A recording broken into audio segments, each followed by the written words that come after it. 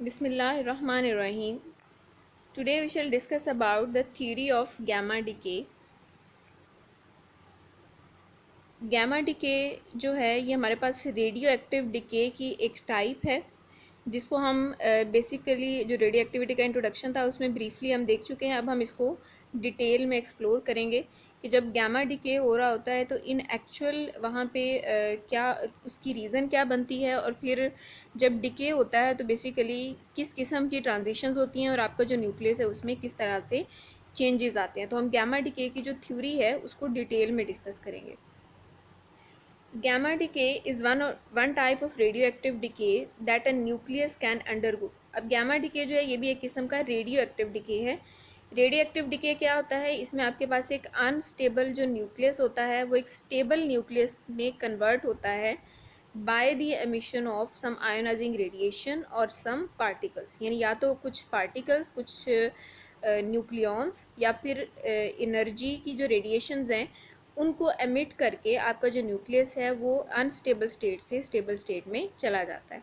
सो gamma decay जो है इसमें भी आपके पास जो न्यूक्लियस होगा वो एक्साइटेड स्टेट से ग्राउंड स्टेट में आएगा या अनस्टेबल स्टेट से अपनी स्टेबल स्टेट में जाएगा by the emission of gamma radiations.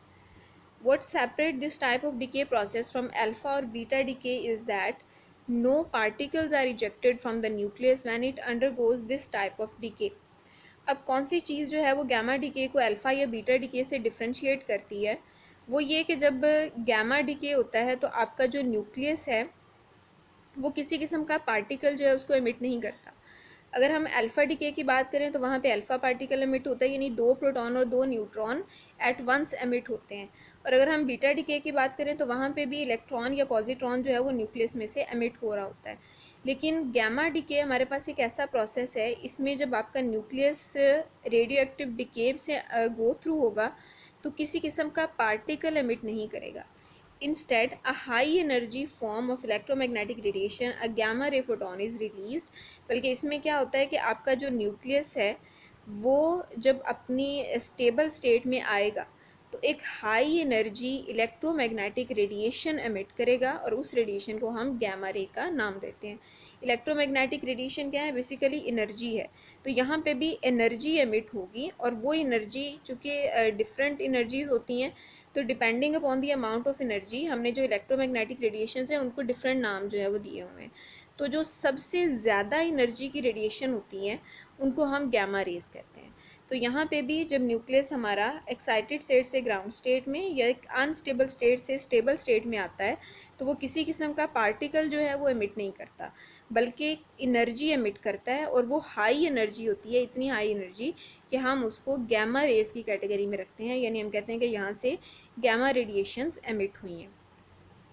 अब यहाँ पे आपका जो न्यूक्लियस है दैट इज़ एक्स जी ए हमारे पास जो जी जो है वो एटॉमिक नंबर होता है, ए उस एलिमेंट का मास नंबर होता है, और एम जो है ये हमारे पास एक न्यूक्लियन का मास है। तो यहाँ पे एम से मल्टीप्लाई करने का मतलब न्यूक्लियस का जो टोटल मास है वो आपको मिल जाएगा जब आप न्यूक्लियॉन्स की तादाद को एम से मल्टीप्लाई करेंगे। सो इसको आप इग्नोर भी कर सकते हैं, सिंपली इसको एक्स जी ए भी लिख सकते हैं। तो हमारा न्यूक्लियस जो है वो एक्स जी ए है, और जब वो ट्रांजिशन करता है अपनी ग्राउंड स्टेट में तो फिर भी वो एक्स जी ए ही रहता है, यानी ना तो उसके अंदर से प्रोटॉन्स की तादाद चेंज होती है ना न्यूट्रॉन्स की तादाद चेंज होती है, यानी एटॉमिक नंबर और मास नंबर जो है वो सेम रहता है। ये हमारे पास जो है चीज़ ये डिफरेंट है अल्फ़ा डिके और बीटा डिके से।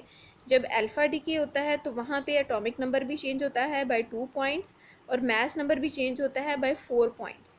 जब बीटा डिके होता है वहाँ पे मास नंबर चेंज नहीं होता है, एटॉमिक नंबर जो है वो चेंज हो जाता है, वो कम भी एक नंबर कम हो जाता है या एक ज़्यादा हो जाता है, डिपेंड करता है कि वो बीटा पॉजिटिव डिके है या बीटा माइनस डिके। लेकिन जो गैमा डिके है इसमें ना तो एटॉमिक नंबर में कोई चेंज आता है ना ही मास नंबर में चेंज आता है। रीज़न इज़ हमारे पास यहाँ पे कोई भी पार्टिकल एमिट नहीं हुआ बल्कि एक गैमा रे एमिट हुई है। अब जो गैमा रे है वो पार्टिकल नहीं है, वो एनर्जी है, तो उसके लिए ज़ीरो उसका एटॉमिक नंबर होगा, ज़ीरो उसका मास नंबर, यानी इसका कोई मास नहीं होता, सिर्फ और सिर्फ ये एक ट्रैवल करती हुई वेव है, एक रे है या एक एनर्जी है जो एक पॉइंट से दूसरे पॉइंट तक ट्रैवल कर रही है। Gamma rays are simply photons. Gamma rays क्या हैं, फोटॉन्स हैं that have extremely high energies. अब हमारे पास जितनी भी इलेक्ट्रोमैग्नेटिक रेडिएशन है हम कहते हैं कि ये छोटे छोटे पार्टिकल्स पर मुश्तमिल होती हैं जिनको हम फोटोन कहते हैं। इसी तरह हमारी जो विजिबल लाइट है, यानी जो लाइट हम देखते हैं वाइट या डिफरेंट कलर्स की जो लाइट्स हम देखते हैं, वो भी फोटॉन्स पर मुश्तमिल होती हैं। यानी जिस तरह आपका जो मटेरियल है, हम कहते हैं हमारा जो मैटर है वो छोटे छोटे एटम्स से मिलकर बना है, तो वो देखने में हमें एक एज अ होल नज़र आता है, लेकिन अगर हम डिटेल में एक्सप्लोर करें तो वो छोटे छोटे एटम्स को मिलाने से बना है। बिल्कुल उसी तरह आपकी जो लाइट है या इलेक्ट्रोमैग्नेटिक रेडिएशन है या जो एनर्जीज़ हैं, वो भी हम कहते हैं वो देखने में हमें एक कंटिन्यूस चीज़ नज़र आती है, लेकिन एक्चुअली वो छोटी छोटी एनर्जी के पैकेट से मिलकर बनी है, और उन एनर्जी पैकेट्स को हमने फोटॉन्स का नाम दिया है। सो गैमा रेज जो हैं ये भी क्या है, बहुत सारे फोटॉन्स का मजमुआ है, यानी बहुत सारे छोटी छोटी लाइट की जो है वो पार्टिकल्स हैं, और वो लाइट के पार्टिकल्स इकट्ठे होके एक कंटिन्यूस वेव या एक कंटिन्यूस रे बनाते हैं, जिसको हमने गैमा रे कहा। That have extremely high energies, और बहुत ज़्यादा एनर्जी के फोटॉन्स होते हैं विच आर हाईली आयोनाइजिंग, जो कि बहुत हद तक जो है वो आयोनाइजेशंस प्रोड्यूस करते हैं, यानी आपका जो मटेरियल है उसको आयोनाइज करवा सकते हैं, उसमें से इलेक्ट्रॉन्स को रिमूव करवा सकते हैं। अब किसी भी मटेरियल को आयोनाइज करवाने के लिए हमें क्या चाहिए होता है कि आयोनाइज होने का मतलब कि जो आउटर मोस्ट शेल के इलेक्ट्रॉन्स होते हैं वो वहाँ से रिमूव हो जाए। तो वहाँ पे जो इलेक्ट्रॉन है उनको जब किसी न किसी तरीके से एनर्जी मिलेगी तो वो उस एटम को छोड़ेंगे, उस एटम से बाहर निकल जाएंगे, तो हम कहेंगे हमारा एटम आयोनाइज हो गया, यानी उसमें से इलेक्ट्रॉन्स रिमूव हो गए। तो आपकी जो गैमा रेज हैं वो हाई एनर्जी की रेडिएशन हैं, तो ये जब किसी इलेक्ट्रॉन पे फॉल करेंगी जो कि आउटर मोस्ट शेल में होगा, तो उसको वहाँ से इजेक्ट करवा देंगे, या सिंपली हम कहेंगे ये एटम को आयोनाइज करवा देगी। As well, gamma radiation is unique in the sense that undergoing gamma decay does not change the structure or composition of the atom. अब एटम का जो स्ट्रक्चर है या उसकी जो कंपोजिशन है वो बेस करती है उसके अंदर प्रोटॉन्स या न्यूट्रॉन्स की तादाद पे। तो जो कि गैमा डीके जब होता है इसमें ना तो प्रोटॉन्स चेंज होते हैं ना न्यूट्रॉन्स में किसी किस्म का चेंज आता है, तो इसलिए जो एटम का स्ट्रक्चर है या न्यूक्लियस का स्ट्रक्चर है उसमें भी किसी किस्म का चेंज नहीं आता, यानी न्यूक्लियस अपनी पहले वाली हालत में रहता है, उसकी शेप भी वही रहती है, उसका स्ट्रक्चर या उसके अंदर एटम्स की जो अरेंजमेंट है वो भी पहले जैसी रहती है। Instead it only changes the energy of the atom, सिर्फ और सिर्फ क्या करता है एटम की एनर्जी जो है उसमें कमी आ जाती है। Since the gamma ray carries no charge nor does it have an associated mass, क्योंकि जो गैमा रेज हैं उनका ना तो उनके ऊपर कोई चार्ज होता है ना ही उनका कोई मैस होता है, इसलिए वो उसके न्यूक्लियस के स्ट्रक्चर में किसी किस्म का चेंज नहीं लाते। यानी अगर तो मैस होता फिर वहाँ से पार्टिकल्स कम होते, अगर चार्ज होता उसके ऊपर तो जब गैमा रे वहाँ से एमिट होती तो न्यूक्लियस का जो चार्ज है वो कम हो जाता। लेकिन गैमा रेज ना तो उसमें से चार्ज लेके निकलती हैं ना मैस लेके निकलती हैं, सिर्फ और सिर्फ एनर्जी जो है न्यूक्लियस की वो कम हो जाती है। Gamma decay is the emission of electromagnetic radiation of an extremely high frequency, that is very high energy. अब फ्रीक्वेंसी जो है वो एनर्जी से रिलेटेड होती है, ज़्यादा फ्रीक्वेंसी का मतलब ज़्यादा एनर्जी की radiations, giving out excess energy in order to stabilise the unstable nucleus. अब गैमा डीके होता क्यों है, क्यों इतनी हाई एनर्जी की रेडिएशंस निकलती हैं? बेसिकली जो आपका न्यूक्लियस होता है वो अनस्टेबल होता है। अनस्टेबल क्यों होता है? उसने किसी न किसी तरीके से जो एक्स्ट्रा एनर्जी है वो एब्जॉर्ब की हुई होती है, यानी पहले आपका न्यूक्लियस अपनी नॉर्मल कंडीशन में था, फिर उसको किसी न किसी तरीके से एनर्जी मिली, मतलब कहीं से उसको हीट मिल गई, कहीं से उसके ऊपर लाइट फॉल करवाई, या वो कहीं ये कोई चीज़ उसके साथ आके कोलाइड की, कोलिजन के नतीजे में उसने उसको एनर्जी ट्रांसफ़र कर दी। तो किसी न किसी तरीके से जो आपका न्यूक्लियस होता है वो एनर्जी एब्जॉर्ब कर लेता है। अब जब वो एनर्जी एब्जॉर्ब कर लेता है तो वो अपनी ग्राउंड स्टेट से एक्साइटेड स्टेट में चला जाता है। ग्राउंड स्टेट से एक्साइटेड स्टेट में जाने का सिंपली मतलब ये होता है कि एटम के पास एक्स्ट्रा एनर्जी आ गई है। अब जब भी किसी न्यूक्लियस के पास उसकी अपनी एनर्जी से ज़्यादा एनर्जी आती है, एक्स्ट्रा एनर्जी आती है, तो वो अनस्टेबल हो जाता है, यानी कभी भी वो उस एनर्जी को अपने अंदर कंटेन करके नहीं रख सकता, अपने अंदर एब्जॉर्ब करके नहीं रख सकता, उसने अल्टीमेटली उस एनर्जी को एमिट करना ही होता है। यानी जब भी वो किसी तरीके से एक्स्ट्रा एनर्जी एब्जॉर्ब करेगा वो एनर्जी उसके पास हमेशा के लिए या इनडेफिनेट टाइम के लिए नहीं रह सकती, उसने उस एनर्जी को बिल आकर एमिट भी करना है। तो जब गैमा डीके होता है तो एक्चुअली वो एक्स्ट्रा एनर्जी जो न्यूक्लियस ने किसी ना किसी तरीके से एब्जॉर्ब की हुई होती है वो एनर्जी वो रिलीज़ करता है गैमा रेडिएशंस की फॉर्म में, और जब वो एनर्जी एमिट कर देता है तो उस वक्त वो अपनी अनस्टेबल स्टेट से स्टेबल स्टेट में आ जाता है। यानी जो ज़्यादा एनर्जी वाली उसकी स्टेट है वो अनस्टेबल है। अनस्टेबल मतलब वो ज़्यादा देर के लिए वहाँ रह नहीं सकता, रहने का मतलब वो ज़्यादा देर के लिए एनर्जी उसके पास नहीं रहेगी। फिर वो उस एनर्जी को एमिट करता है गैमा रेडिएशंस की फॉर्म में और अपनी ग्राउंड स्टेट में वापस आ जाता है, यानी दोबारा से स्टेबल हो जाता है। You must be quite familiar with the various energy levels in an atom. अब हमने एटम के अंदर तो एनर्जी लेवल्स का पढ़ा है, हमने कहा न्यूक्लियस के गिर्द डिफरेंट एनर्जी शेल्स होते हैं, KL, M, N शेल होते हैं, उनको हम एनर्जी स्टेट्स या एनर्जी लेवल्स कहते हैं। लेकिन जिस तरह एटम्स के अंदर डिफरेंट एनर्जी स्टेट्स हैं, एनर्जी शेल्स हैं, इसी तरह जो दरमियान में न्यूक्लियस पड़ा होता है, न्यूक्लियस के अंदर भी अपने एनर्जी लेवल्स या एनर्जी के डिफरेंट शेल्स जो हैं वो मौजूद होते हैं। अब यहाँ पे एक एलिमेंट हम को जो है वो निकल की डिफरेंट एक्साइटेड स्टेट्स जो हैं वो हमें दिखाई गई है। ये इसकी ग्राउंड स्टेट है, इसके बाद ये इसका पहला एनर्जी लेवल है, ये फर्स्ट शेल है, ये इसका सेकंड शेल है, ये इसका थर्ड शेल है। तो जिस तरह एटम के अंदर हमने कहा कि अगर आपका जो इलेक्ट्रॉन है वो K शेल से L शेल में चला जाता है या L से M शेल में चला जाता है, तो वो वापस उस स्पेस को फिल करने के लिए एटम्स जो हैं वो ट्रांजिशन करते हैं। तो जिस तरह हम बोहर मॉडल के अंदर पढ़ चुके हैं कि जब भी आपका जो एटम है वो एक्साइटेड स्टेट से ग्राउंड स्टेट में आता है, या इलेक्ट्रॉन जब भी एक हायर एनर्जी लेवल से लोअर एनर्जी लेवल में आता है, तो वो एनर्जी को एमिट करता है। बिल्कुल उसी तरह जब न्यूक्लियस के अंदर भी आपका जो एटम है, न्यूक्लियस है, वो एक्साइटेड स्टेट से किसी भी हायर एनर्जी स्टेट से लोअर एनर्जी स्टेट में आएगा, तो वो भी एनर्जी को एमिट करेगा। लेकिन फ़र्क ये होता है कि यहाँ पे जो एनर्जी एमिट होती है न्यूक्लियस के अंदर, वो गैमा रेस की फॉर्म में होती है। गैमा रेस का मतलब यहाँ पे हाई एनर्जी एमिट होती है, और उस हाई एनर्जी को जो है वो हम गैमा रे का नाम देते हैं। तो न्यूक्लियस के अंदर भी बिल्कुल उसी तरह के एनर्जी लेवल हैं जिस तरह के एटम के अंदर शेल्स होते हैं। तो जिस तरह एटम के शेल्स में जब कोई इलेक्ट्रॉन हायर एनर्जी लेवल से लोअर एनर्जी लेवल में आता है तो वो एनर्जी एमिट करता है। इसी तरह न्यूक्लियस में भी जब कोई न्यूक्लियस हायर एनर्जी लेवल से लोअर एनर्जी लेवल में आएगा, तो वो एनर्जी को एमिट करेगा, और वो एनर्जी जो है वो क्या होगी, गैमा रेस की फॉर्म में होगी। अब डिफरेंट लेवल में जब ट्रांजिशन मतलब इस लेवल से इस लेवल में आएगा, तो 1.174 मेगा इलेक्ट्रॉन वोल्ट का जो है वो एनर्जी एमिट होगी। अगर वो इस लेवल से सेकंड से फर्स्ट वाले में ट्रांजिशन कर रहा है तो 2.158 mega electron volt energy release होगी। यानी कि दो लेवल्स के एनर्जी डिफरेंस पे डिपेंड करता है, जितना इनका एनर्जी डिफरेंस होगा उतनी एनर्जी की गैमा रे जो है वो हमें आउटपुट में मिलेगी।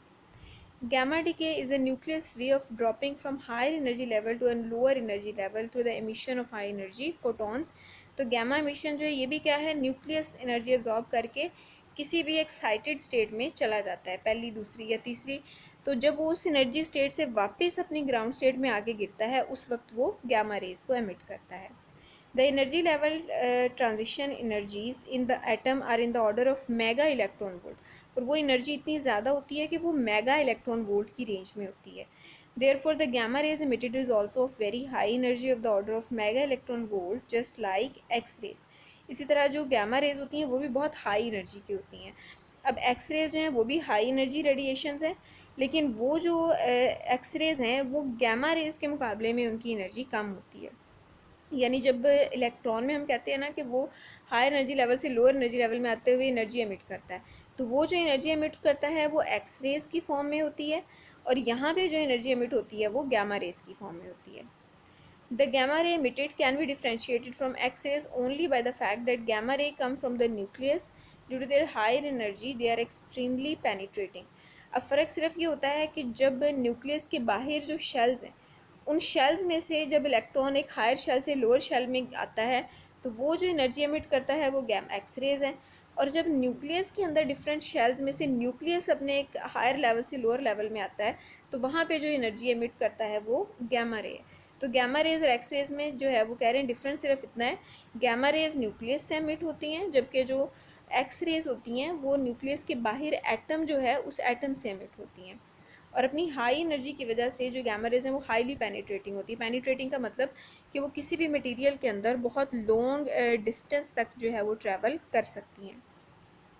When the nucleon makes this transition from a higher energy level to a lower energy level, a gamma photon is emitted। अब जब न्यूक्लियस जब हम कहते हैं न्यूक्लियस एक्साइटेड स्टेट से ग्राउंड स्टेट में आ गया, तो इसका मतलब उसके अंदर जो प्रोटॉन्स और न्यूट्रॉन्स हैं वो एक्साइटेड स्टेट से ग्राउंड स्टेट में आ गए, यानी उन्होंने एनर्जी एब्जॉर्ब की हुई थी और वो अब हायर एनर्जी लेवल से लोअर एनर्जी लेवल में आते हुए एनर्जी उन्होंने एमिट कर दी। तो जब भी कोई एटम एक्साइटेड स्टेट में होता है तो उसको हम स्टेरिक साइन से शो करते हैं। तो ये स्टेरिक मीन्स आपका जो न्यूक्लियस था वो एक्साइटेड स्टेट में था, उसके बाद हुआ क्या, वो ग्राउंड स्टेट में आ गया, यानी ए जब स्टैरिक के बगैर है तो ये नॉर्मल एनर्जी स्टेट है, प्लस गैमा यानी उसने वो जो एक्स्ट्रा एनर्जी थी हायर स्टेट में उसको गैमा रेज की फॉर्म में एमिट कर दिया। तो ये हमारे पास गैमा डीके को जो है वो शो कर रही है equation. Most of the time, gamma decay occurs after the radioactive nuclei have undergone an alpha or a beta decay. अब आम तौर पे gamma decay होता कब है? हमने कहा gamma decay तब होता है जब न्यूक्लियस जो है वो एक्साइटेड स्टेट में होता है, यानी किसी न किसी तरह से एनर्जी एब्जॉर्ब कर लेता है। तो ज़्यादातर वो जो वजह बनती है उसकी एक्साइटेड स्टेट में जाने की, वो ये होता है कि जब अल्फ़ा या बीटा डिके होता है, तो अल्फ़ा और बीटा डिके के बाद जो आपका डॉटर न्यूक्लियस होता है, यानी बाकी जो बच जाने वाला न्यूक्लियस होता है, चाहे अल्फा डिके हुआ या बीटा डिके हुआ, यानी न्यूक्लियस में से अल्फा पार्टिकल एमिट हो गया या बीटा पार्टिकल एमिट हो गया, तो बाकी जो बच जाने वाला न्यूक्लियस होता है उसके अंदर ज़्यादा एनर्जी आ जाती है, यानी वो जितनी उन पार्टिकल्स की एनर्जी रिक्वायरमेंट होती है उससे ज़्यादा एनर्जी उस न्यूक्लियस के पास मौजूद होती है। या हम ये कह सकते हैं कि अल्फ़ा डिके या बीटा डिके के बाद आपका जो न्यूक्लियस होता है वो एक्साइटेड स्टेट में चला जाता है। एक्साइटेड स्टेट का मतलब ज़्यादा एनर्जी उसके पास आ जाती है। From the excited state the daughter nuclear can get back to the ground state by emitting one or more higher energy gamma rays. अब उसके बाद जब वो अल्फ़ा या बीटा डिके के बाद एक्साइटेड स्टेट में चला गया, मतलब ज़्यादा एनर्जी उसके पास आ गई, तो वो एक्स्ट्रा एनर्जी गैमा रेज की फॉर्म में एमिट करता है और वापस अपनी ग्राउंड स्टेट में आ जाता है। अब यहाँ पे एक एग्जांपल आपको दिखाई गई है कोबाल्ट 60। कोबाल्ट 60 के अंदर बेसिकली बीटा डिके होता है। तो यहाँ पे क्या हुआ, ये आपका कोबाल्ट का न्यूक्लियस है, यहाँ पे डिके हुआ, डिके होने के बाद क्या हुआ, बीटा पार्टिकल एमिट हो गया। बीटा पार्टिकल एमिट हो गया तो जो पीछे बच जाने वाला न्यूक्लियस था, डॉटर न्यूक्लियस, वो एक्साइटेड स्टेट में चला गया। अब एक्साइटेड स्टेट में वो एक ज़्यादा टाइम के लिए नहीं रह सकता, यानी जो है ज़्यादा एनर्जी है वो उसके पास नहीं रह सकती, तो अल्टीमेटली क्या करेगा, वो उस एनर्जी को एमिट कर देगा, और वो जो एनर्जी को एमिट करेगा उन इस एनर्जी के जो फोटॉन्स हैं उनको हम गैमा रेज का नाम देते हैं। Knowing that an atom undergoes gamma radiation is important, but it's also possible to determine the frequency of the released gamma radiation if the initial and final state of the nucleon inside the nucleus are known. अब हमें ये तो पता चल गया कि वहाँ पे गैमा रेडिएशन एमिट हो रही हैं, लेकिन हर न्यूक्लियस से निकलने वाली जो गैमा रेडिएशन है वो एक जैसी नहीं होती, यानी उन सब रेडिएशन की एनर्जी जो है वो डिफरेंट होती है। तो किसी भी गैमा रेडिएशन की जो एनर्जी या फ्रीक्वेंसी जो है उसको हम डिटरमिन कर सकते हैं अगर हमें पता हो कि जिस एनर्जी स्टेट से दूसरी एनर्जी स्टेट में ट्रांजिशन हो रही है उन दोनों एनर्जी स्टेट्स की एनर्जी कितनी है, यानी हमें हायर एनर्जी स्टेट की एनर्जी का भी पता हो और हमें लोअर एनर्जी स्टेट की एनर्जी का भी पता हो, तो फिर उन दोनों स्टेट्स का जो एनर्जी डिफरेंस है उस एनर्जी डिफरेंस को जानते हुए हम लोग प्लैंक्स इक्वेशन की मदद से उस गैमा रे की फ्रीक्वेंसी मालूम कर सकते हैं। यानी अगर हमें पता हो कि ये जो एनर्जी लेवल है ये जी 4 मेगा इलेक्ट्रॉन वोल्ट पे था, और ये जो जिस लेवल में अब न्यूक्लियस हमारा आया है ट्रांजिशन करके ग्राउंड स्टेट में वो जी 2 मेगा इलेक्ट्रॉन वोल्ट में था। अब 4 मेगा इलेक्ट्रॉन वोल्ट से 2 मेगा इलेक्ट्रॉन वोल्ट में जब ट्रांजिशन हुई तो वो क्या करेगा, 4 से 2 में आते हुए वो 2 मेगा इलेक्ट्रॉन वोल्ट का फोटोन एमिट करेगा, यानी उसमें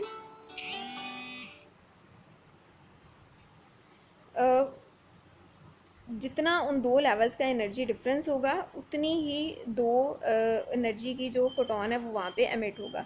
तो यहाँ पे 2 मेगा इलेक्ट्रॉन वोल्ट का फोटोन एमिट होगा, इसका मतलब एच एफ की वैल्यू 2 MeV होगी। अब एच एफ की वैल्यू 2 MeV है तो यहाँ पे एच प्लैंक्स कांस्टेंट है, जब हम प्लैंक्स कांस्टेंट की वैल्यू लगाएंगे तो वहाँ से हम फ्रीक्वेंसी जो है वो मालूम कर सकते हैं। अब यहाँ पे ई आई जो है ये इनिशियल स्टेट है या हायर एनर्जी स्टेट है लोअर एनर्जी स्टेट है न्यूक्लियॉन की, और ई एफ जो है ये फाइनल स्टेट है, ये हायर एनर्जी स्टेट है। एच जो है ये प्लैंक्स कांस्टेंट है, और एफ जो है वो हमारे पास फ्रीक्वेंसी है एमिटेड रेडिएशन की। तो इस फार्मूले से हम एक तो गैमा रे जो एमिट हुई है उसकी एनर्जी भी मालूम कर सकते हैं और दूसरे नंबर पे हम उसकी फ्रीक्वेंसी जो है उसको भी मालूम कर सकते हैं।